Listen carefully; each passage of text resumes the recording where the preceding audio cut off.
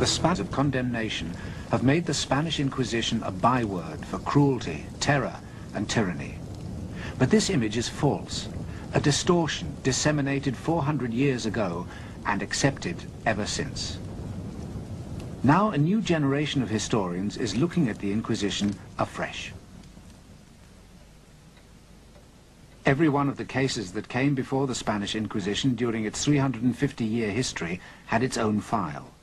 These files, gathered together from sources such as this library in Salamanca, are being properly studied for the first time. I think our views of the Inquisition have been changed largely by the opening up of the archives of the Inquisition. They had everything on tape, as it were, hidden away in their archives. And we can go there, calculate, put it all on computer, and arrive at very firm statistics about its activity. And so all of this has opened wide the debate about the Inquisition, and has also demolished totally the previous image, which all of us had. The files are detailed and exhaustive. The Inquisition kept its activities secret from the outside world, but its clerks wrote down every detail in the confidence that their records were for the eyes of the Inquisition only.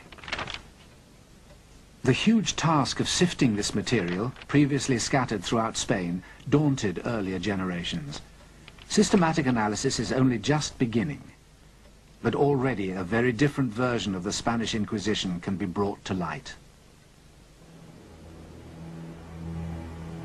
The Spain that gave birth to the Inquisition in the 15th century was barren and isolated on the fringe of Europe, half of its land unproductive, half barely sustaining a meager living, a monotonous, burning plain.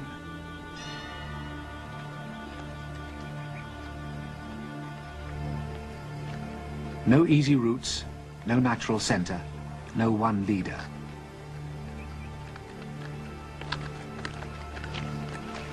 Spaniards could only dream of Hispania, the country that had been united during the days of the Roman conquest.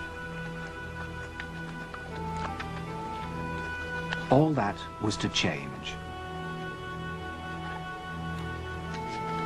Heir to the throne of Aragon, and Isabella, heiress of Castile, were married.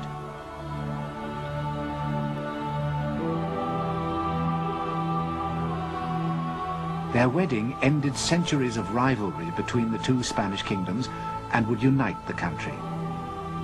Spain, for so long merely a name on the map, had become a historical fact.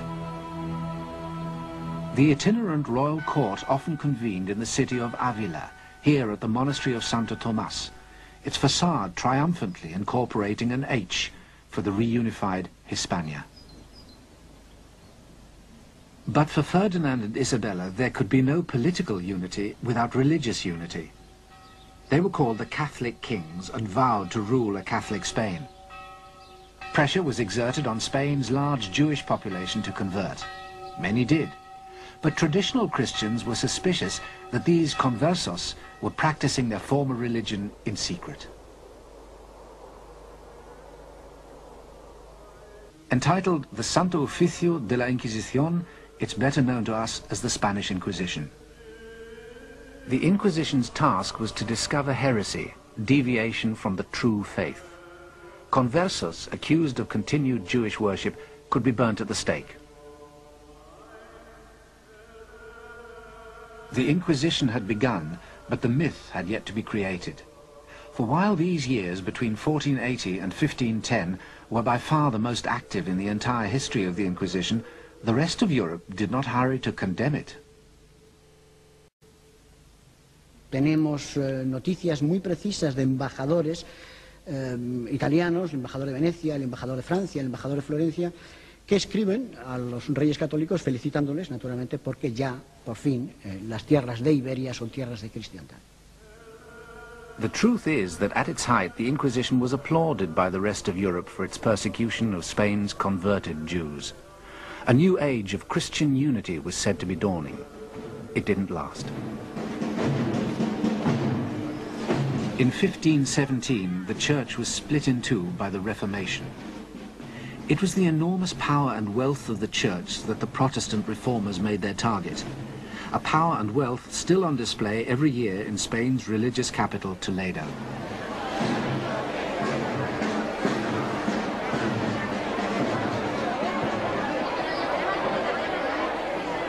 Until then, priests had been the unquestioned mediators between God and the sinful world, essential to salvation. But the reformers declared that men came to God by faith alone, sola fide.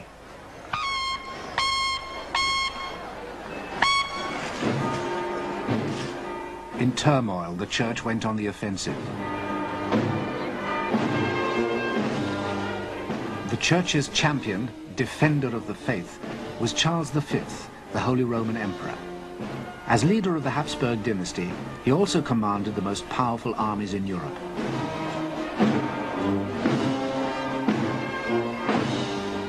But Charles was more than just a Habsburg.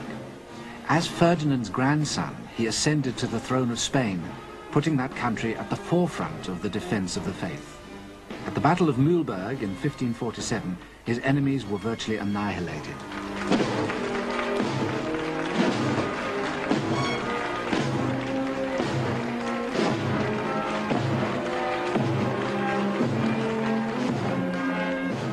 Routed on the battlefield, the reformers attacked elsewhere. Where the church had the sword, the reformers had the printing press. It was no coincidence that printing was invented and spread fastest in the countries most sympathetic to the Reformation, the German states, England and the Low Countries, where this press in Antwerp still survives. With their new technology, the Protestants could fight a different kind of war. For the first time, it was possible to wage a real propaganda campaign. This is what the enemies of the Spanish Habsburgs did, very skillfully. The Spanish monarchy was unable to counteract that. They fought in the military domain and not in the propaganda domain, and they felt that that was an unfair way of waging a war. That was not proper of gentlemen. Gentlemen fought with weapons, not with leaflets, not with ideas. This scum of barbarians, this mongrel generation, Spain, is and ever hath been the sink, the puddle, and filthy heap of the most loathsome, infected, and slavish people that ever lived. Their more than tigerish cruelty, their lustful and inhumane deflowering of their matrons, wives, and daughters, their matchless and sodomitical ravishings of young boys, which these demi-barbarian Spaniards have committed. Within a year of the Battle of Mühlberg, a stream of anti-Spanish invective began to pour off the printing presses of the Reformation. But the polemic needed a focus. It found one in the body expressly designed to uphold the Catholic faith, the Inquisition. A myth was in the making.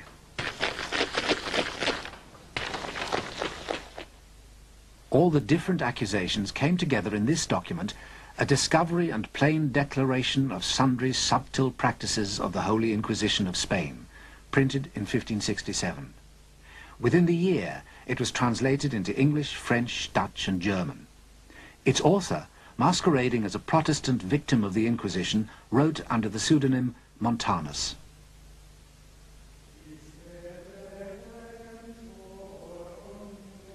By identifying with the victim, Montanus brought the supposed horrors of the Spanish Inquisition vividly alive. It is his work which introduced to the world an image of the Inquisition which has persisted ever since.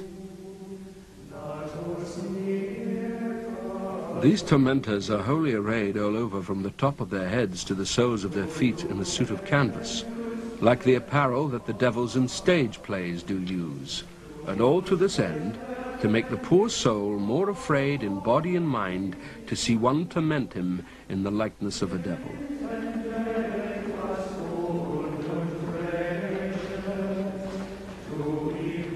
Montanus contributed decisively to what became known as the Black Legend.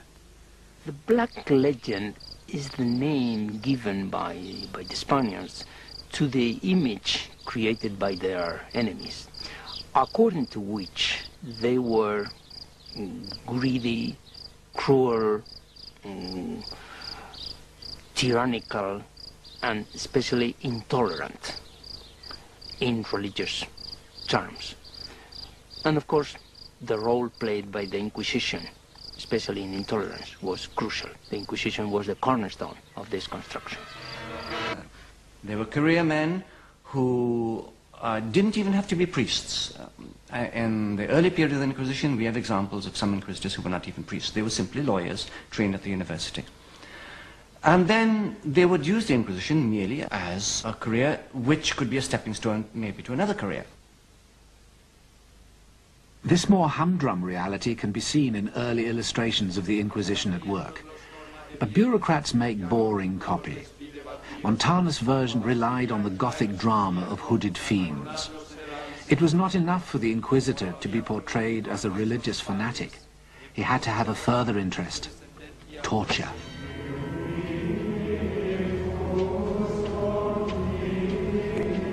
Add to the horrors of the prison the injuries, threats, whippings and scourgings, irons, tortures and racks, which they did more cruelly out of all comparison than if they were in the hangman's hands to be slain all at once. Montanus associated the Inquisition forever with the horrors of the torture chamber. In time, even these stories of repeated cruelty began to pall. The propagandists turned to stories of more ingenious sadism. One of them surpassed the others in fiendish ingenuity. Its exterior was a large doll, having the appearance of a beautiful woman.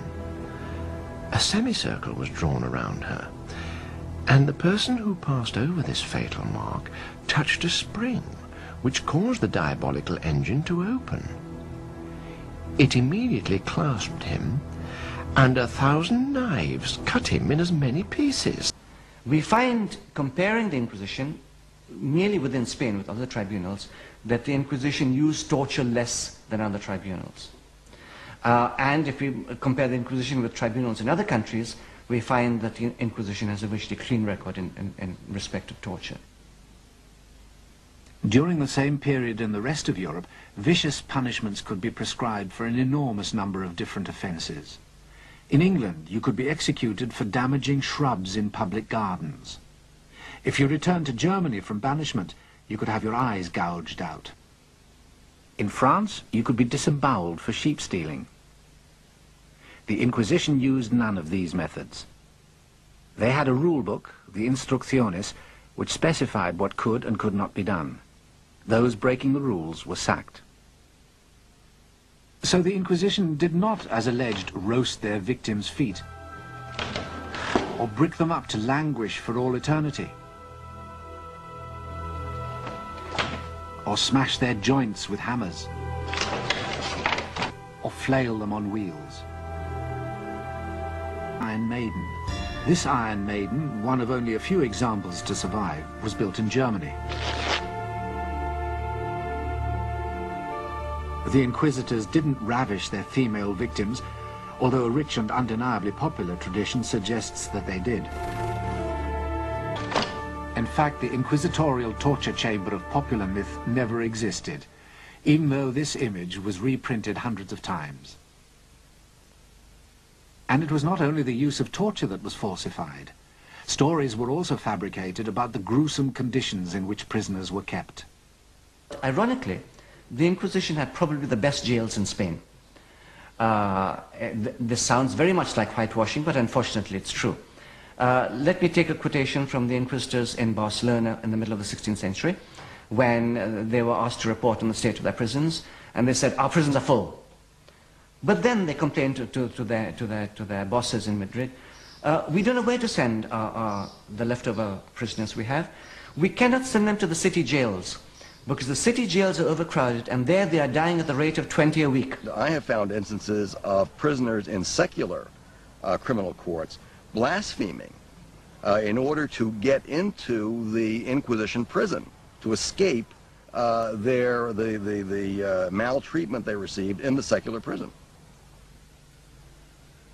So, despite the compelling Gothic fictions of Montanus, the evidence leads us to a wholly different conclusion. The Inquisitors were certainly interrogators, but they were restrained interrogators, skeptical about the effectiveness of hardship and torture in bringing heresy to light. By contrast with many other tribunals in Europe, they emerge as almost enlightened.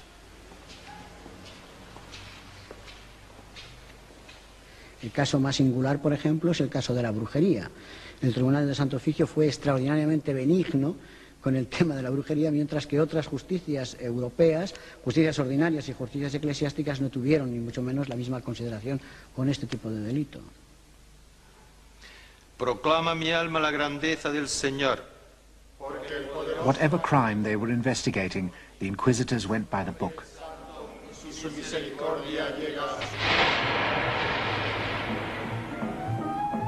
The persecution of witches was a frenzy that swept through Europe for 300 years, between 1450 and 1750. At the merest accusations of a fantastical offence, sleeping with the devil or bearing his children, women were brutally tortured or burnt at the stake. The depravity of their alleged crimes was cited to justify this brutal response.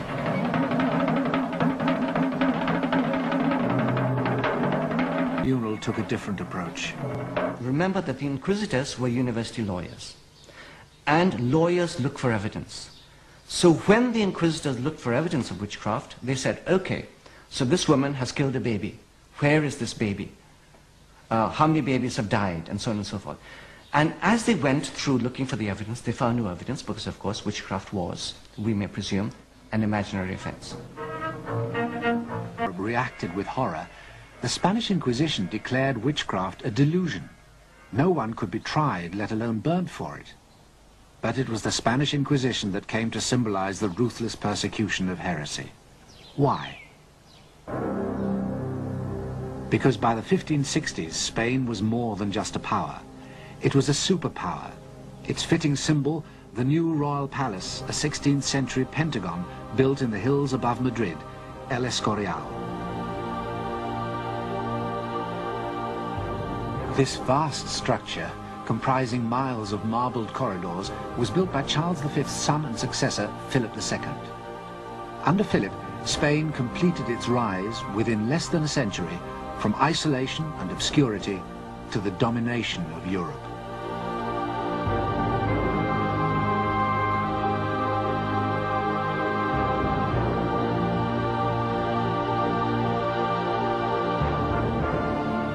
Philip was at the pinnacle of earthly power, but like his father Charles, he had a higher loyalty. Before suffering the slightest damage to religion and the service of God, I would lose all my estates and 100 lives if I had them, because I do not wish nor do I desire to be the ruler of heretics.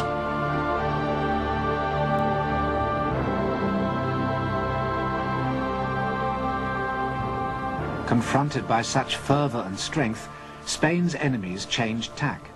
Their new target would be the king himself. Philip II is an excellent example of the distortions and the creations, very successful creations in this case, of the Black Legend.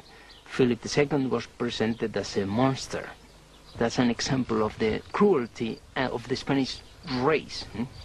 Philip II really, his policies are perfectly debatable, and personally I don't like him, but he was no more of a monster than, say, Henry VIII of England. And Henry VIII, nevertheless, was cleaned up in order to be presented as a fit champion of Protestantism. Philip took no such trouble with the presentation of his image, believing it beneath his dignity. He paid dearly for it. In 1568, the year after Montanus was published, a chance incident played into the propagandist's hands. The king's son, Don Carlos, died suddenly. Suspicion lighted on Philip, and it was claimed that he had not acted alone. Among the aspects of the Black Legend, which became very current in the 16th century onwards, was that the Inquisition had encouraged the King of Spain, Philip II, to kill his own son, to execute his own son, for reasons which the king knew best and which the inquisitors knew best. For this legend, of course, there's absolutely no evidence whatsoever, or to be even more firm, it is totally false, totally unsubstantiated. His son and heir, Don Carlos, was an insane, very problematic teenager who died in an accident. But Don Carlos became something like a champion of freedom, and he was the protagonist of many plays and dramas and novels in the 17th and 18th century, the most famous of which was by Schiller, later converted into a beautiful opera, by the way, by Giuseppe Verdi.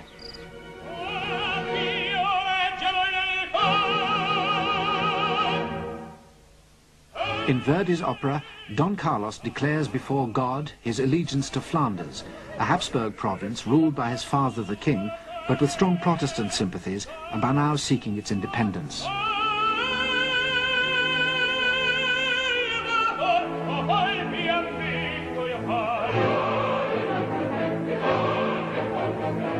Defying his monstrous father, Don Carlos is portrayed as a heroic symbol of resistance, his mission to defeat the forces of repression.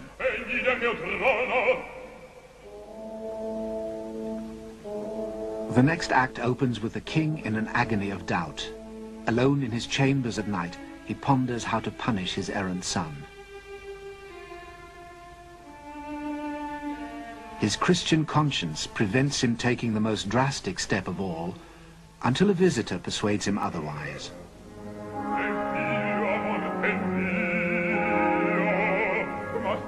The Grand Inquisitor, portrayed as an old blind man, listens as the king pours out his anguish.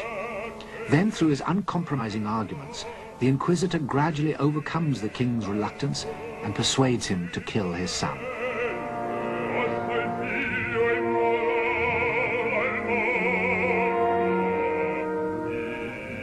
The Grand Inquisitor decides the issue by observing that there is a precedent.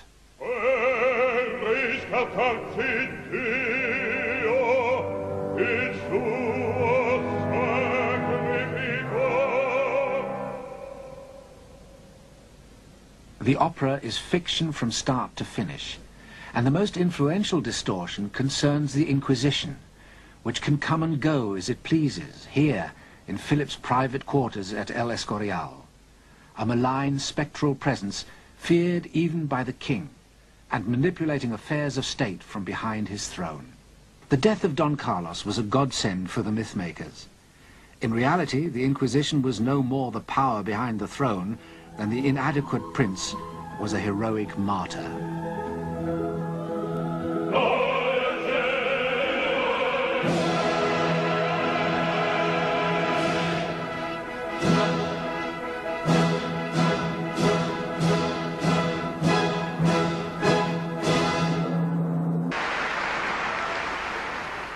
It was not that the Inquisition was without influence. The showpiece displays of its status were grandiose occasions held in the main squares of the cities, such as this one in Madrid. These ceremonies, where heretics were sentenced, were known as acts of faith. Present were the competing power brokers, other church authorities, secular institutions, and the aristocracy. All of these other institutions are powerful. They all have the ear of the king. They are competing and conflicting institutions. So the Inquisition has to operate within that framework. Its power, therefore, is constantly being curbed and opposed by the representatives of other institutions, equally powerful. It's still possible to capture a sense of the many different power blocks then competing in Spanish society during the Corpus Christi parade in Toledo. Every one of the city's medieval guilds has its own special place in the procession and its own distinctive regalia. Such limitations, however, were as nothing compared to the difficulties encountered by the Inquisition outside the city walls.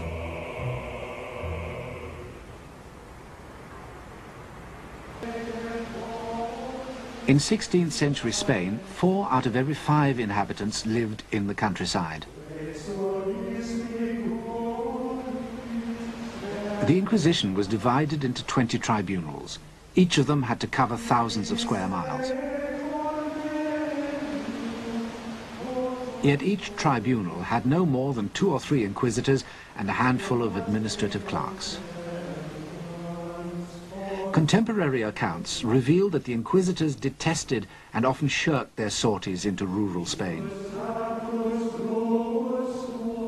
In winter, the roads were impassable, so visitations often had to be undertaken in the burning heat of summer.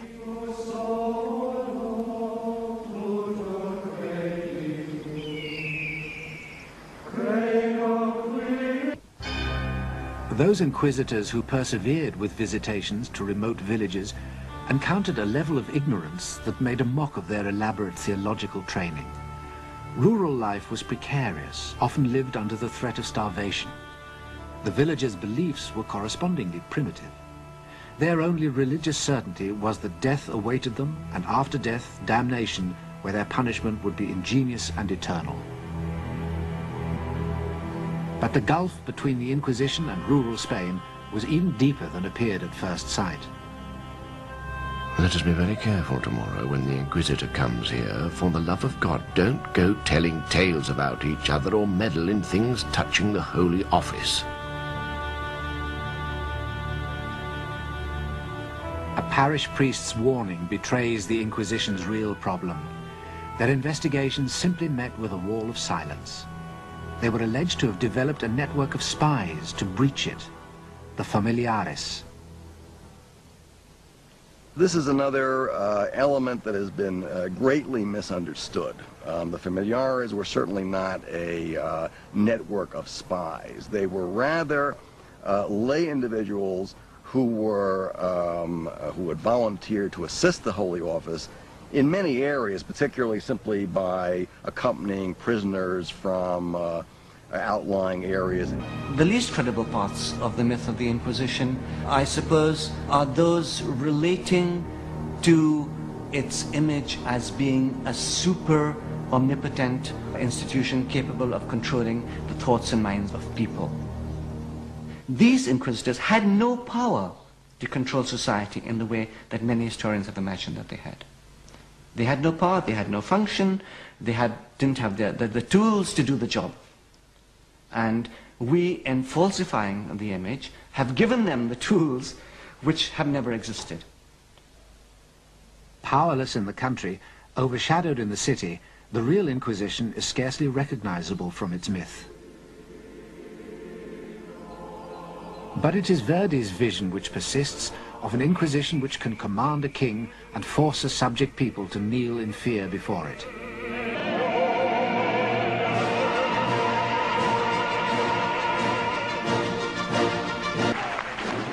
In 1570, 2 years after the death of Don Carlos, the propagandists achieved an even greater coup. The Spanish armies occupying much of Europe were alleged to be paving the way for the introduction of the Spanish Inquisition.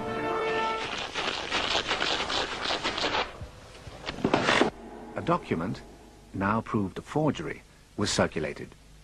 It claimed to reveal that the entire population of one country, the Netherlands, had forfeited any right to life or property. Here was an Inquisition bent on mass killings to punish heresy. It's when we look at the figures for executions, only dealing with executions as distinct from the psychological impact of the Inquisition, that we come up against a very remarkable fact, namely that in 16th century Spain, and dealing only in terms of Protestant heresy, fewer people died for heresy in Spain than in any other Western country. The Inquisition, for example, in the whole of the 16th century, maybe executed something like about 40 or 50 people at the outside in the whole of Spain, in the whole of the 16th century, and that includes, of course, the whole of America as well. Whereas within a small group of years, which are the reigns of Queen Mary and Queen Elizabeth, we get at least the execution of 400 English people at the hands of, if we may call it, the English Inquisition, namely the English authorities who are in charge of executing people of the opposing religion. And we get the same figures in other countries. We get the same figures in France, where admittedly it was a Catholic authority. They executed something in the course of 5 or 6 years, they executed something like about 300 people. And so whichever country we look at, we find that the number of people who died for heresy in Spain, or for religious persecution of any sort, here I'm including also the conversos, is minimal compared to other countries. So that really, if every country is living in a glass house, none of them could throw stones, because Spain had the cleanest reputation in terms of killing off heretics than any other Western European nation. Indeed, it's now possible, on the basis of research done by academics such as Professor Jaime Contreras, to arrive at a scientific estimate of the total number of victims of the Spanish Inquisition. Y podemos decir que la actividad procesal del tribunal fue menor, mucho menor que la que anteriormente se había dicho. El número de víctimas del Tribunal del Santo Oficio durante los 350 años de su actividad no varió entre los 3.000 y las 5.000 personas. Burning at the stake, an image associated forever with the Spanish Inquisition. But the stake was used to kill heretics in England, France, Germany, and Scandinavia as well. Across the whole sweep of early modern Europe, heresy was hunted down and punished. But the virulence with which the other countries of Europe approached their task of burning heretics is a story seldom told. Myth can only be destroyed by fact, and the fact is that between 3,000 and 5,000 people perished at the hands of the Inquisition.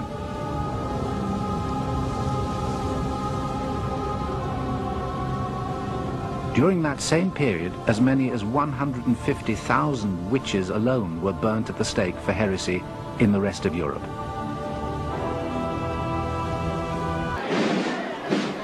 The spectacular rise of the Spanish Empire was to be followed by an uneven but inexorable fall. In the 17th century, the flow of gold and silver from the Americas, which had funded the empire, slowed to a trickle. The state plunged repeatedly into bankruptcy, and the Spanish territories in Europe were relinquished one by one.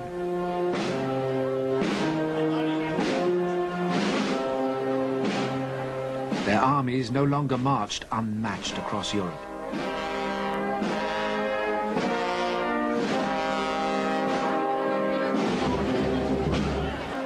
If Spain's power had been responsible for the myth of the Inquisition in the first place, it might be thought that the myth would disappear as Spain reverted to obscurity. But it didn't. Instead, the Inquisition, a versatile scapegoat, was promptly blamed for Spain's decline as a land as well.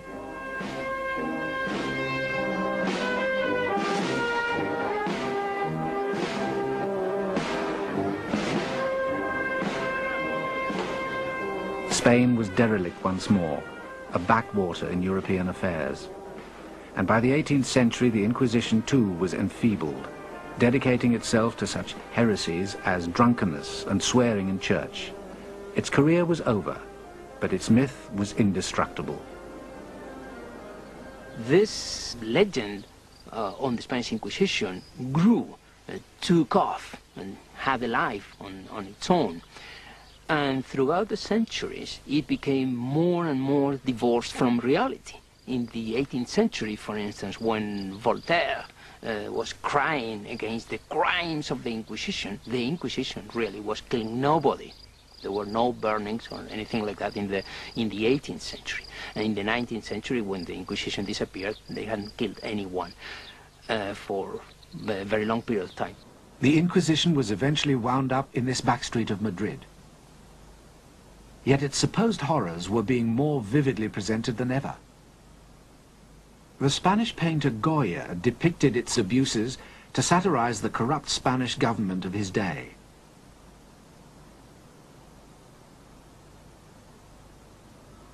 The now defunct Inquisition could be turned by Dostoevsky to criticize the despotic governments of the Tsars in distant Russia. As a myth, the Inquisition was becoming a shorthand not just for religious fanaticism, but for the repression, injustice and terror that the powerful states of a new modern Europe inflicted on their subjects everywhere. And for that incarnation of the myth of the Inquisition, the 20th century had a special use. Are you now, have you ever been a member of the Communist Party? I wouldn't give talents for all of the rest. And crossing the channel, one cannot say much for the French or the Spanish, the Danish or Dutch. The Germans are German, the Russians are red, and the Greeks and Italians eat garlic in bed. The English are moral, the English are good, and clever and modest and misunderstood. And all the world over, each nation's the same. They've simply no notion of playing the game. They argue with umpires, they cheer when they've won, and they practice beforehand, which ruins the fun. The English are best, so up with the English and down with the rest.